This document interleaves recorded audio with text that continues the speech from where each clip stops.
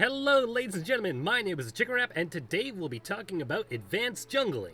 In this video we'll delve further in depth on ganking, invading your opponent's jungle, kiting Elysian jungle monsters, taking early dragons, and more.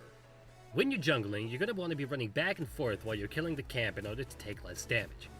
By running back after each attack, you give yourself time for your attack timer to reset before hitting the monster again, so you're not standing still just being hit by the camp.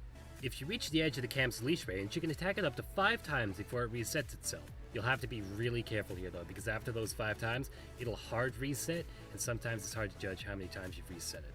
If you opt to invade your opponent's jungle, know where they are. If the opposing jungler is in top lane, you'll want to be invading his bottom jungle, and vice versa.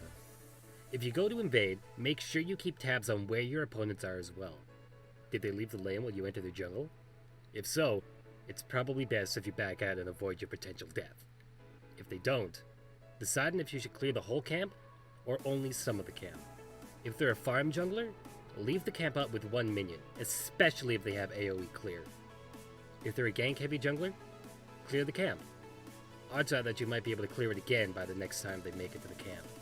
If they're a single target jungler, be sure to leave more than just one small monster up. The longer they spend clearing the camp, the more time you have on the map to make plays for your team.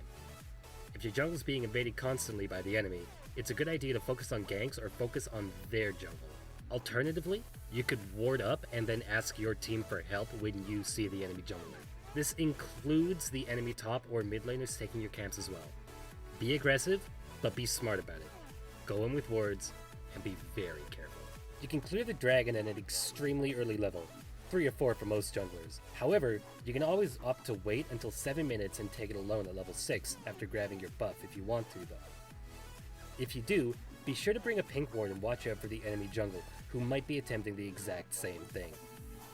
Dragon pushes you backward when you engage with it, so to save time running back, leash it from outside its cove or use a spell to reposition yourself or ignore the knockback in the first place.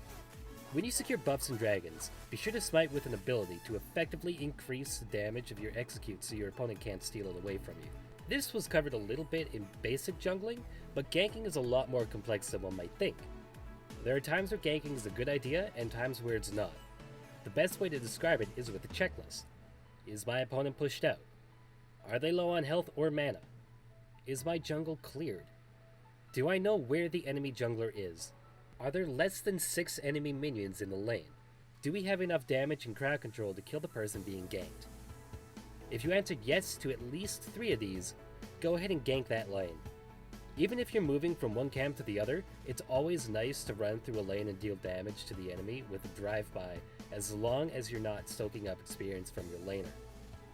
If your laner isn't in their lane, feel free to last hit minions, but don't push if they don't want you to. In a successful gank, it's common, if your laner gets the kill, for you to help them push and take some CS to make up for the gold and experience you lost by ganking, but don't take more than 2 or 3 minions. Taking early towers in a lane that's losing is a great idea because it allows your laner to leave their lane a lot more often to help the team enjoy teamfights and get ahead if they're behind. Don't wait in a bush for more than 10 seconds for a gank unless you know the enemy is going to push out. If you overstay, you're costing your lane experience and you're actually putting them further behind than they would have been to start with. Counter ganking is something you really need to be aware of your opponent to do. Know where they are, know when their buffs come up, and go to where you think they'll be shortly before they are. A well-timed counter gank can be the deciding factor between a loss or a won lane. When you counter gank, attack what your laners are attacking. A combined effort on one player is better than spreading your resources on multiple people and will oftentimes lead to better results. A few last-minute things to know. Scuttle Crab gives 80 gold to anyone with an upgraded machete instead of 50, so it's a lot of gold for such an easy objective to take. There's no reason you shouldn't be taking it, especially because it not only grants vision, but also gives you a speed boost. There are a few key places that you, as a jungler, should be warding. Here and here are the most important. If you ward here and the enemy jungle smites the Razorback, the true sight benefit will be completely wasted. And you should pink ward these bushes here, if you can help it.